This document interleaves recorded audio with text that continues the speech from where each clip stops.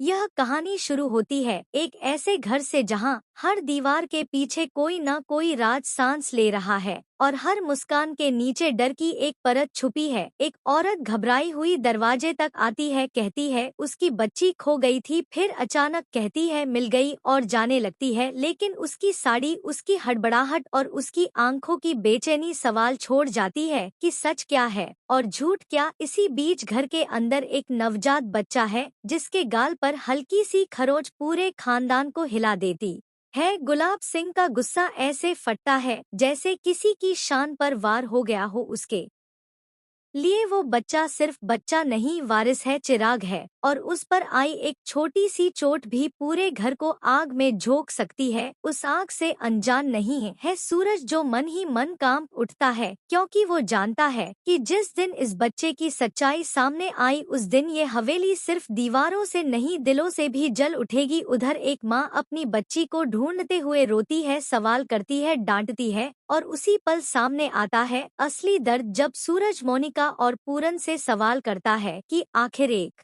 बच्ची की जान इतनी सस्ती क्यों है, क्यों बेटियों को बोझ समझा जाता है।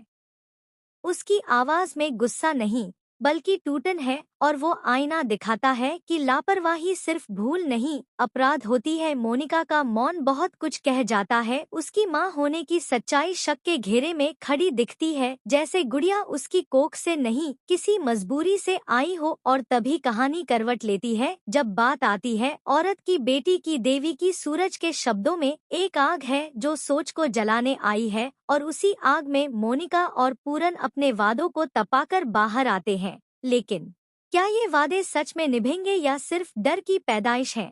ये सवाल हवा में तैरता रहता है। इसी सबके बीच एक अलग ही दुनिया चल रही है, ईशा और सूरज की दुनिया, जहां बीमारी है, दूरी है और फिर भी एक अजीब सी नजदीकी है। ईशा अंधेरे कमरे में बैठी है, बाहर आने से मना है, लेकिन सूरज दरवाजे के बाहर खड़ा है। उसकी चिंता उसके शब्दों में नहीं, उसके रुकने में है। दोनों की नोकझोंक में हल्के पल हैं, लेकिन उन हंसी के पीछे अधूरी शादी की टीस छुपी है। पति कहलाने वाला ये ब्रह्मचारी हर पल खुद से लड़ रहा है। वो पास है लेकिन दूर है, वो साथ है लेकिन छू नहीं सकता। और ईशा जो तंज में भी प्यार ढूंढ लेती है, बीमारी की जलन को मजाक में बदल देती है। उनकी बातचीत में दर्द भी है, उम्मीद भी, और वो इंतजार भी जो हर रिश्ते को जिंदा रखता है। घर में ताई माँ की नजरें हैं जो हर हरकत पर पहरा देती हैं, और फिर भी सूरज हर बार ईशा के लिए दवा लाता है, तेल लाता है, कपड़े चुनता है, जैसे छोटी छोटी चीजों से वो उस फासले को पाटना चाहता हो जो हालात ने खड़ा कर दिया है। एक फोटो दीवार पर लगती है जो सिर्फ तस्वीर नहीं, ऐलान है कि ये कमरा इसका है, ये रिश्ता इसका है और कोई इसे छीन नहीं सकता। लेकिन कहानी यहीं ठहरती नहीं, क्योंकि अतीत की परछाई अब गहरी होने लगती है। गुलाब सिंह का नाम आते ही एक और कहानी सिर उठाती है, बदले की कसम की कहानी, खून की कहानी, और उसी के